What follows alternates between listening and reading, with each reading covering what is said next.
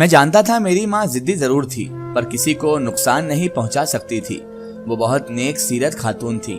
یہ ان کی اچھائی تھی کہ وہ دل کی بات ہی زبان پر رکھتی تھی۔ میری بیوی مجھ سے شکایتیں کرتی تو میں اسے ڈانٹ دیتا، لیکن وہ چپ ہونے کی بجائے مزید اور زیادہ بھڑک جایا کرتی تھی۔ میں بڑا حیران تھا کیونکہ فائزہ کا تو انداز ہی اب بدلا ہوا لگ رہا تھا۔ فائزہ پہلے والی فائزہ بالکل نہیں رہی تھی۔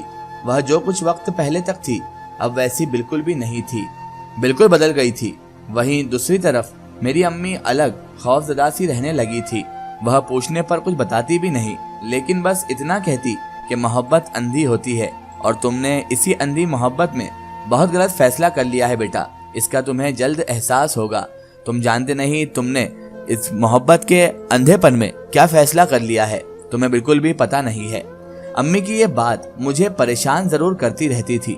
میں نے امی سے اس متعلق بہت پوچھا پر امی رونے لگی اور مجھے کچھ بھی نہ بتایا، بس ہمیشہ خاموش رہتی اور خوف زدہ سی رہنے لگتی تھی۔ ایک طرف تو امی کا یہ حال تھا اور دوسری طرف میری بیوی الگ پریشان کر رہی تھی۔ پہلے اسے صرف میری ماں سے تکلیفیں تھی اور اب میری بہن سے بھی اسے شکایتیں شروع ہو گئی تھی۔ وہ مجھے نظر انداز کرنے لگی اور ہر وقت فون پر مصروف رہتی تھی۔ ایک بار میں نے غلطی سے اس کے فون کو اٹھایا۔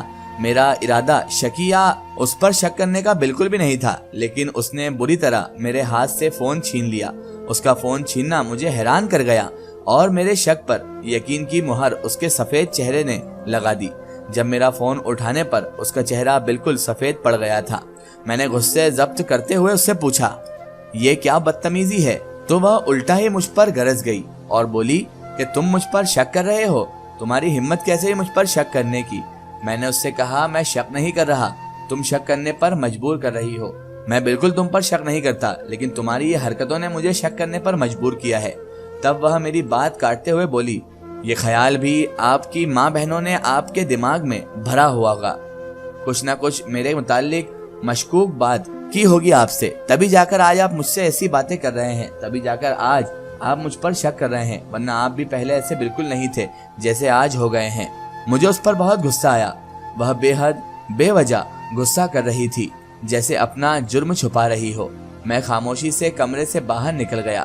اس کا 5واں مہینہ چل رہا تھا اور میں شدید پریشان ہو گیا تھا کیونکہ میری بیوی میری ماں بہنوں کی دشمن بن چکی تھی۔ اب وہ پہلے جیسی فائزہ نہیں رہی تھی جو ماں باپ کو خوش کرنے میں لگی رہتی ہو، اب تو وہ خطرناک دشمن بن گئی تھی میری ماں اور میری بہن کا۔ میری ماں بہنیں اپنے ہی گھر میں اس سے چھپنے کی کوشش کرتی تھی اور مجھے شرمندگی محسوس ہوتی کہ میں ایک رن مرید ہوں اور بیوی کی غلامی کر کے ماں کو اس کا حق نہیں دے رہا، بہن کو اس کا حق نہیں دے رہا۔ اس متعلق کوئی فیصلہ کر رہا تھا جب میرے واٹس ایپ پر میری بہن کا میسج آیا۔ میں نے کھول کر دیکھا تو وہ کوئی 2-3 وائس کلپ تھے اور ایک کال ریکارڈنگ بھی تھی۔ میں نے آن کی، غور سے سننے لگا کہ سنتے میرے ہاتھوں سے موبائل گر گیا، کیونکہ وہ ریکارڈنگ کسی اور کی نہیں تھی بلکہ میری بیوی، میری زوجہ فائزہ کی تھی، اور جو ان ریکارڈنگز میں تھا وہ سنتے ہی میرے ہوش اڑ گئے تھے۔ مجھے اب تک اپنی سماعتوں پر، اپنے کانوں پر یقین نہیں آ رہا تھا کہ فائزہ اتنا گھنونا کھیل کھیل سکتی ہے۔ میں یقین کہ آسمان سے زمین پر گرا تھا۔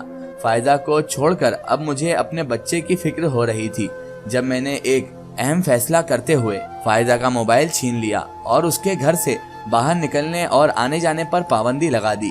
میں نے فائزہ سے بات کرنا بھی چھوڑ دی تھی۔ اپنے ارادوں میں ناکام ہوتی فائزہ اب میرے آگے پیچھے گھوم رہی تھی اور میں بخوبی جانتا تھا کہ اس کا مقصد کیا ہے۔ تب ایک دن اس نے روتے ہوئے مجھ سے معافی مانگی۔ میں نے غلطی پوچھی تو وہ بولی، بس مجھے معاف کر دیں، مجھے یوں لگتا ہے جیسے میں زندہ نہیں رہ پاؤں گی، صرف کچھ وقت کی مہمان ہوں، ممکن ہے بچے کی پیدائش کے وقت مر جاؤں۔ اس کی باتوں نے میرا دل دہلا دیا۔ جو بھی تھا وہ جیسی بھی تھی، پر تھی تو آخر وہ میری بیوی ہی، میری طرف سے تو محبت مخلص ہی تھی۔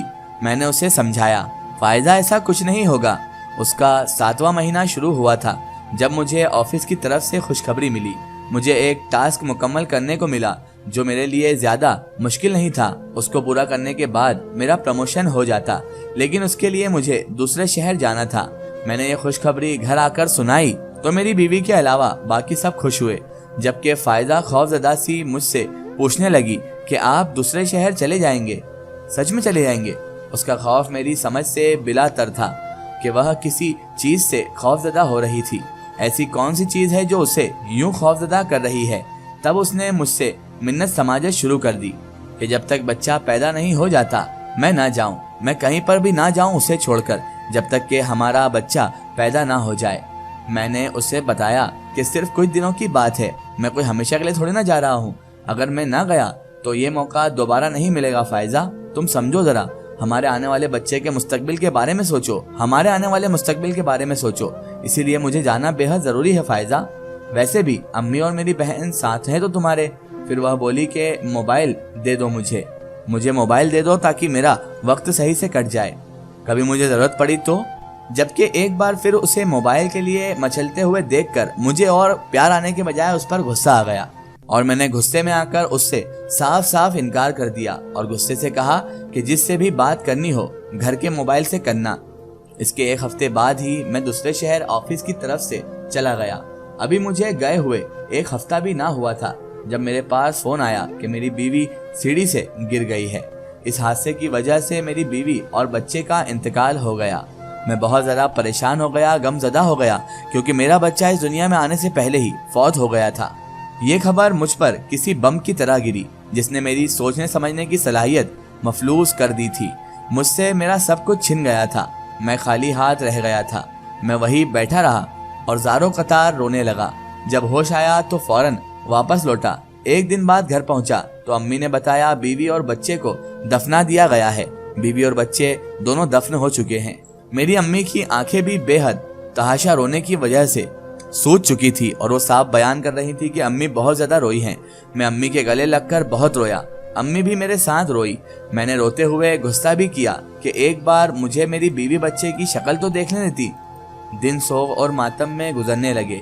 فائزہ کے جانے کا غم یوں لگا تھا جیسے کہ مجھے کسی چیز کا ہوش ہی نہ رہا تھا۔ مجھے بہت زیادہ غم تھا فائزہ اور میرے بچے کے جانے کا۔ میری نوکری فائزہ اور اپنی اولاد کے غم میں چھوٹ گئی تھی، کیونکہ مجھے اس کے بعد اتنا گہرا صدمہ لگا تھا کہ میں نوکری کرنے لائق ہی نہ بچا تھا۔ میں بس ہر وقت اپنے کمرے میں بند رہتا، جبکہ میری امی فائزہ کی موت کے بعد عجیب سی ہو گئی تھی۔ وہ اتنی ڈر گئی تھی کہ ہر وقت کمرے میں محدود رہتی، کبھی کمرے سے باہر ہی نہ نکلتی اور روتی رہتی، اور میرے پاس بار بار آ کر پوچھتی کہ بیٹا تم مجھے کبھی چھوڑو گے تو نہیں؟ بولو میرے سے، کبھی چھوڑو گے تو نہیں نا مجھے؟ اپنی ماں کو معاف کر دو۔ ان کی یہ باتیں مجھے الجھا دیتی تھی کہ میری امی ایسی باتیں کیوں کر رہی ہیں۔ مجھے سمجھ میں نہیں آتا تھا، لیکن میں تو اپنے ہی غم میں ڈوبا تھا۔ میری بیوی اور بچہ ایک ہی قبر میں دفن تھے۔ میں روز شام کو وہاں جاتا اور اپنی بیوی بچے کی قبر پر بیٹھ کر روتا اور گھنٹوں وہیں پر گزار دیتا۔ اس کا ایک سٹوری ہم دیکھیں گے اس کے اگلے پارٹ میں۔